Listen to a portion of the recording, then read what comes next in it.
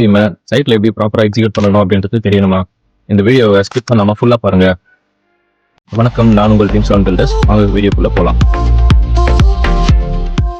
Natural ground சர்ஃபேஸ்க்கு கீழே இருக்கிற ஸ்ட்ரக்சரை நம்ம சப்ஸ்ட்ரக்சர்னும், கிரவுண்ட் லெவலுக்கு மேலே இருக்கிற ஸ்ட்ரக்சரை நம்ம சூப்பர் ஸ்ட்ரக்சர்னு சொல்றோம். இந்த ரெண்டு ஸ்ட்ரக்சரும் ஜாயின் ஆகிற இடத்துல யூஸ் பண்ற பீமுக்கு பேர் தான் பிளிந்த் பீம். இந்த சப்ஸ்ட்ரக்சர்ல இருக்கிற ஃபூட்டிங்கை டிஸ்லோகேட் ஆகாம கனெக்டடா வச்சுக்கிறதுக்காகவும், சூப்பர் ஸ்ட்ரக்சர்ல இருக்கிற ஒட்டுமொத்த லோடும் ஃபூட்டிங்க்கு பிரிச்சு கொடுக்கறதுக்காகவும் நம்ம இந்த பிளிந்த் பீமை கன்ஸ்ட்ரக்ஷன்ல ரெகுலரா யூஸ் பண்ணிட்டு இருக்கோம்.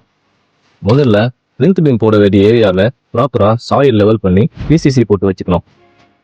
இதனால ஃபினிஷிங்க்கு அப்புறம் பிளிந்த் பீமை அண்டர்லேஷன் இல்லாம நம்ம அவாய்ட் பண்ண முடியும். ஒன்ஸ் பிசிசி போட்டு முடிச்சதுக்கு அப்புறம் பிளிந்த் பீமோட பவுண்டரியை நம்ம மார்க் பண்ணி வச்சுக்கணும்.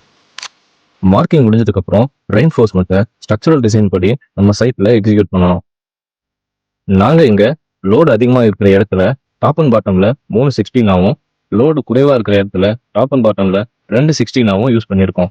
இந்த ராடோட சைசஸ் எல்லாமே ஸ்ட்ரக்சரோட டிசைனுக்கு ஏற்ற மாதிரியும் சைட்டோட கண்டிஷனுக்கு ஏற்ற மாதிரியும் மாறும். ஸோ இதை ஸ்ட்ரக்சரல் டிசைன் படி ஃபாலோ பண்ணுங்க. இந்த பீம்ல நாங்க 8 mm ரிங் யூஸ் பண்ணியிருக்கோம். ஒரு ரிங்குக்கும் இன்னொரு ரிங்குக்கும் இருக்கிற ஸ்பேசிங் பார்த்தீங்கன்னா 6 inches ஆகும்.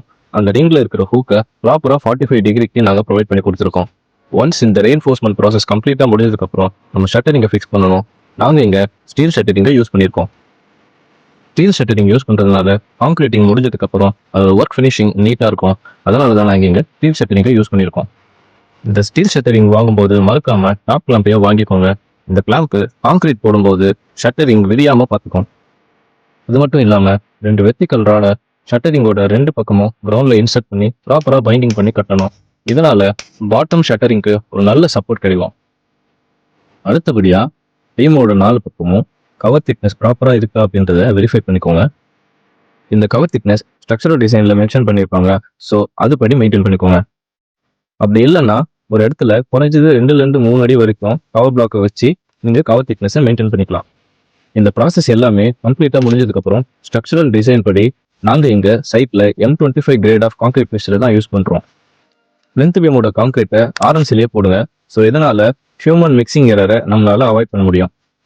கான்கிரீட் போடும்போது வைப்ரேட்டரை நீங்க ப்ராப்பரா யூஸ் பண்ணணும். ஒருவேளை நீங்க ப்ராப்பரா யூஸ் பண்ணலைன்னா அணிக்கும் வரதுக்கு அதிகமாகவே வாய்ப்பு இருக்கு. இதனால பிளிந்த் பீமோட ஸ்ட்ரென்த் குறையவும் வாய்ப்புகள் இருக்கு.